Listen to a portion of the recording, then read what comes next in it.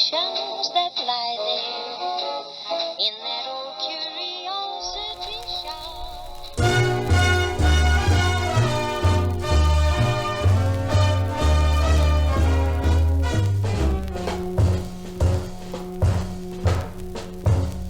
Say it's only a paper moon sailing over the cloud sea. Well, it wouldn't be make-believe if you believe in me. 綺麗な月でも紙ではつまらない。恋がなければこの世は闇。Without your love, it's a honky-tonk parade. Without your love, it's a melody played in a penny arcade. It's a feminine valley word, just as honey as it can be. Valley wouldn't be make-believe if you be. Well, good afternoon, everyone, and welcome back to another edition of the Old Curiosity Shop. I'm Scott. The windowsill is ablaze with beautiful colors here, and we're going to start way down at this end and work our way back. Everything that you see is currently listed in the Old Curiosity Shop. That's my eBay store. If you see anything you're interested in, hop on over for better photographs and full descriptions. You just might find something that you can't live without. Let's take a look at the Crackle Glass piece right here, which I'm still not sure. And I do appreciate everyone's inputs and thoughts. And a subscriber did remind me about the one of the differences between Blanco and Pilgrim is whether the crackle goes to the top or not. But what has me slightly confused on this is that is an extremely rough pontil on the bottom, so that does not look like a Pilgrim pontil at all. And it's still very heavy glass with polished rims. It's very thick glass as well. So probably one of the West Virginia companies, but I'm not really certain. It certainly is a beautiful, I guess it's about a 10-inch vase there in Crackle Glass. And I finally did get that listed, even though I mentioned it, and then really didn't take the time to list it, but there it is. Now this Crackle Glass here, I decided to list as well rather than wait until next autumn season. So all four are being sold in one lot. And Kanawha right there, Dunbar, West Virginia, or is it Kanawha? We've got one piece there that's got the label on it, and so I think these three are all the same.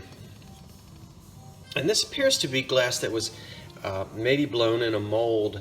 That looks like a molded bottom there. They do have applied handles. And this little guy here is the only one with a semi-polished pontil. So I just threw that in there anyway. I believe we've got 3 inches here and 4 inches here. Today's November 1st, and so, okay, maybe the Halloween-y type things are coming down, but you can still have this in plenty of time to adorn your Thanksgiving table or the last 15 days or so of November before you whip out the Christmas decorations. There's a great big uranium green pitcher back there with an ice lip. And it sure does look like the Jeanette Cube pattern, but, well, let's get it out of there.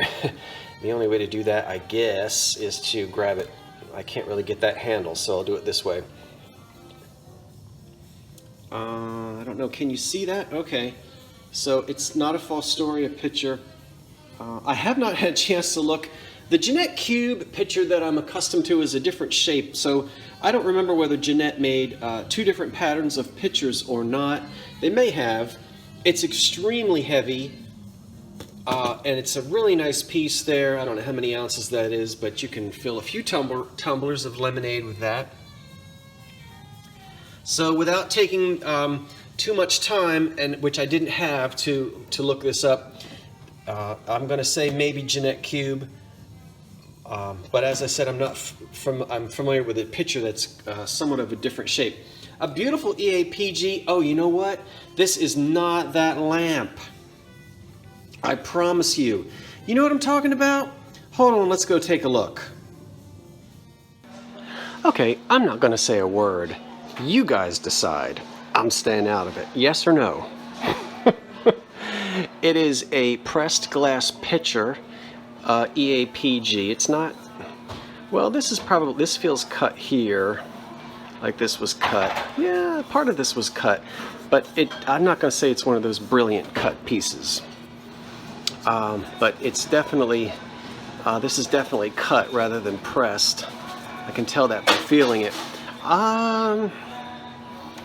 Okay, and it looks like it's probably a glass pitcher from about 1900, and somebody made a lamp out of it in the 1940s, would be my guess. These bases were popular at that time. So it's been drilled, of course, so can't use it as a pitcher anymore. But how clever the way they fashioned the top. It fits on there pretty well, as you can see. Yeah, now that I feel it, it definitely feels like it's cut. But I don't know. What would you do? I'll give you a better look at it. Get focused. And let's see, it is $7.99. Ooh, that wasn't me. Anyway. Okay, I'll let you vote in the description box below, or in the comment box. Okay, I'll let it. Okay, we're back again.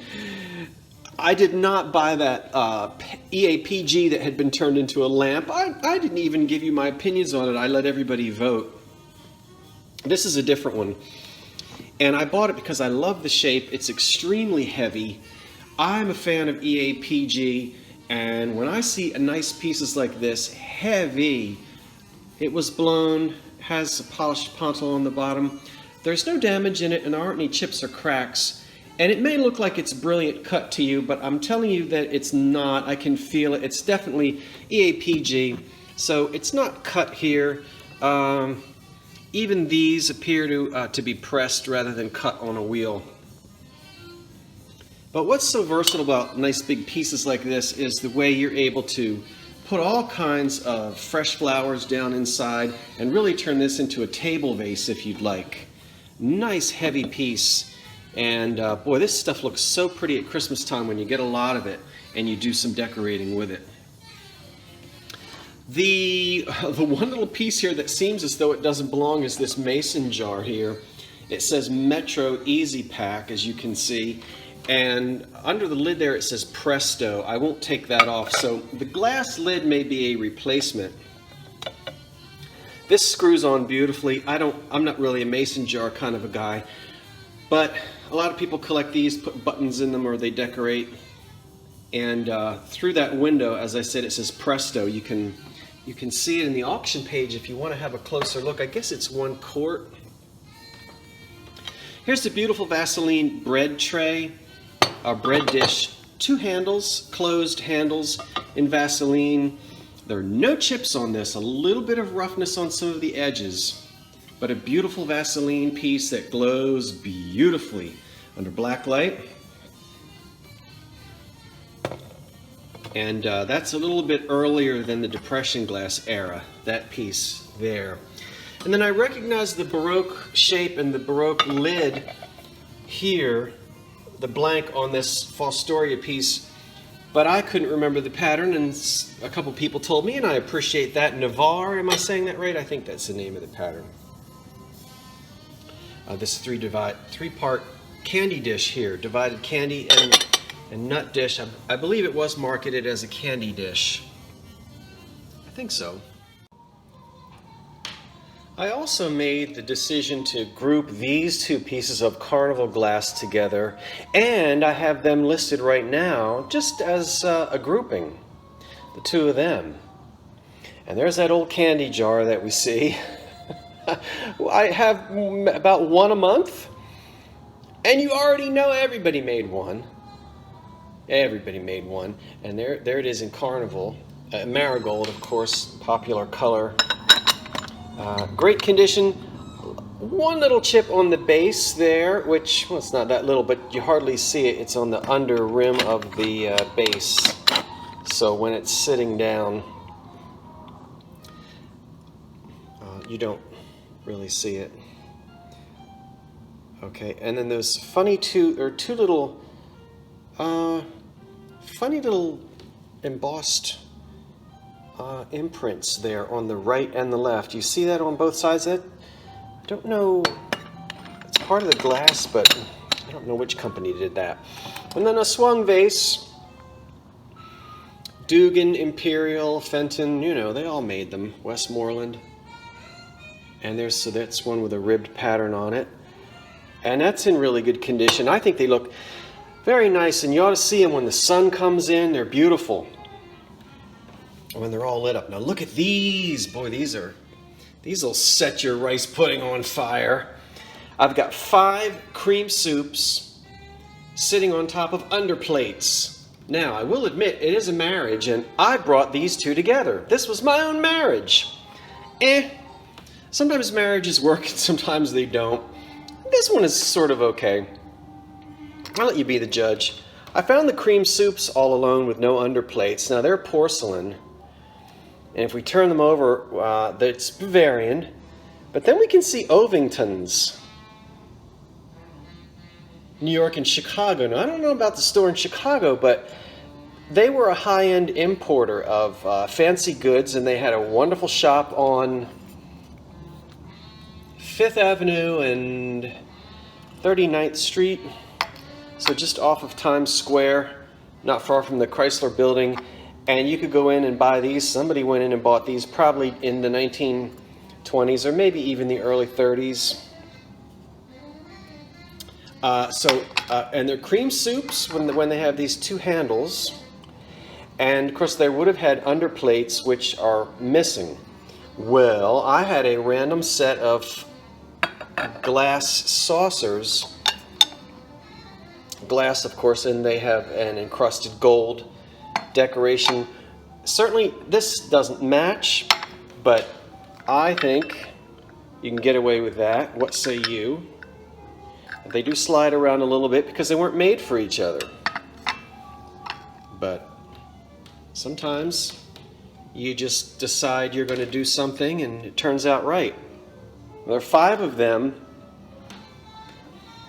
and then there's a 6th saucer just in case. We'll throw that in case Uncle Henry gets crazy with his rice pudding and he breaks his saucer.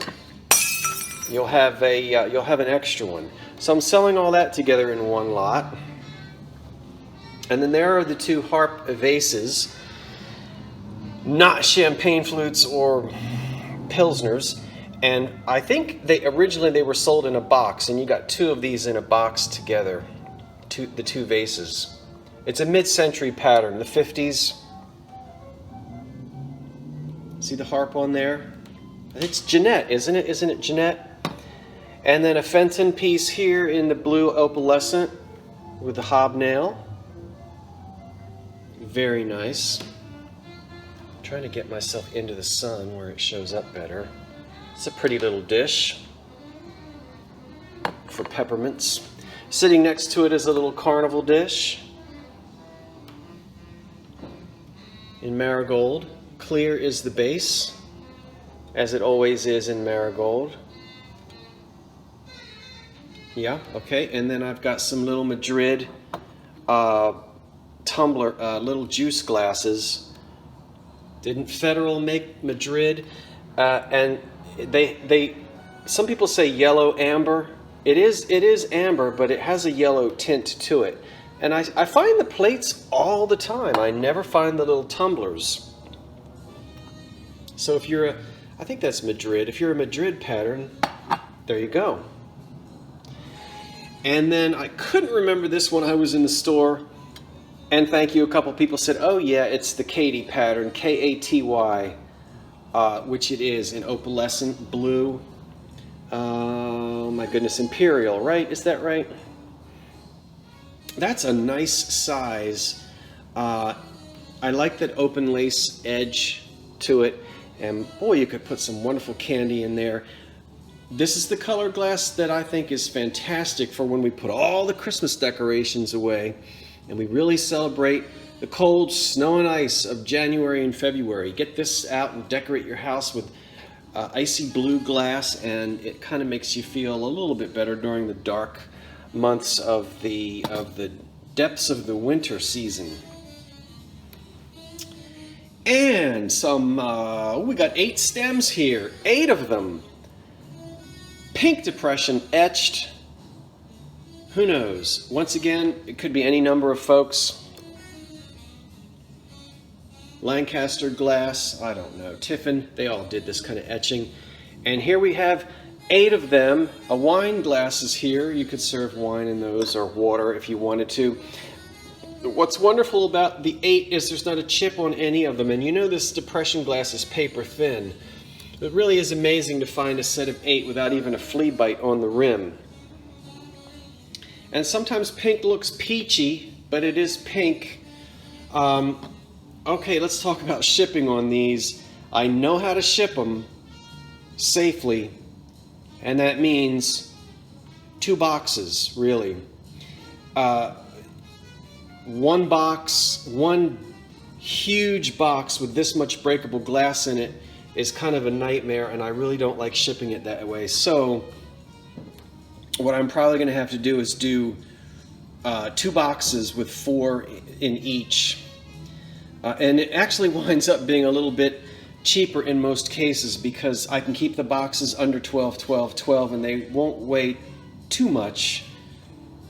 But if I were to ship all of this in 1 box, it would have to be a box well over 12 by 12 by 12, and you know how high the price goes once you get above a cubic foot.